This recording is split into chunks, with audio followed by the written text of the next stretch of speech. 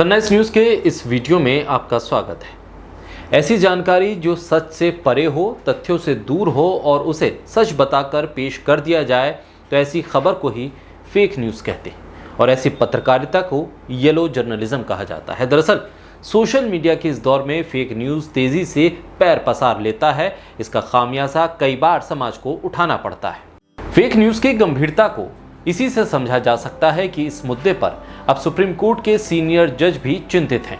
दरअसल speaking truth to power citizen and the law विषय पर एक सेमिनार था और सुप्रीम कोर्ट के सीनियर जज जस्टिस DY चंद्रचूड़ ने फेक न्यूज़ पर निशाना साधते हुए कहा कि फेक न्यूज़ का चलन महामारी की तरह बढ़ता जा रहा है।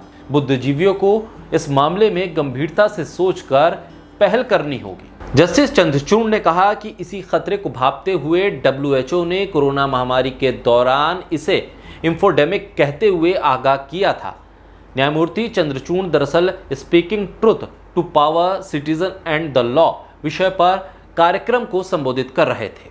जस्टिस चंद्रचूड़ ने कहा कि इंसानों में सनसनीखेज खबरों की ओर आकर्षित होने की प्रवृत्ति होती है और ऐसी सनसनीखेज खबरें अक्सर झूठ पर आधारित होती हैं। व्हाट्सएप और ट्विटर जैसे सोशल मीडिया प्लेटफॉर्म पर स्टडी की गई तो पता चला कि झूठ का बोलबाला है। सच्चाई के बारे में लोगों का चिंतन न होना सत्य के बाद की दुनिया में एक और घटना है। जस्टिस DY चंद्रचूड़ ने कहा कि हमारी सच्चाई बनाम आपकी सच्चाई और सच्चाई की अनदेखी करने की प्रवृत्ति के बीच एक प्रतियोगिता सी चल रही है जो सच्चाई की धारणा के अनुरूप नहीं है। सच्चाई की तलाश नागरिकों के लिए प्रमुख आकांक्षा होनी चाहिए। हमारा आदर्श वाक्य सत्यमेव जयते है। हमें राज्य यानी शासन और प्रशासन के साथ साथ विशेषज्ञों से सवाल करने के लिए तैयार रहना चाहिए। जस्टिस चंद्रचूड़ ने कहा कि झूठ चाहे किसी ओर से भी प्रचारित हो, राज्य या किसी संगठन, सबके झूठ को बेनकाब करना सार्वजनिक बुद्धिजीवियों का कर्तव्य है। लोकतंत्र में जनता की आस्था की पहली बुनियाद, पहली शर्त भी यही है कि सत्य का अनुसंधान हो। ये नहीं कहा जा सकता कि राजनीतिक कारणों से सरकारें झूठ नहीं बोलती या प्रचारित नहीं करती। सुप्रीम कोर्ट के सीनियर जज ने कहा है कि सिर्फ सरकारी बयान, आंकड़ों या बात को चरम और परम सत्य नहीं माना जा सकता। जनता अपने विवेक से इसका आकलन करे।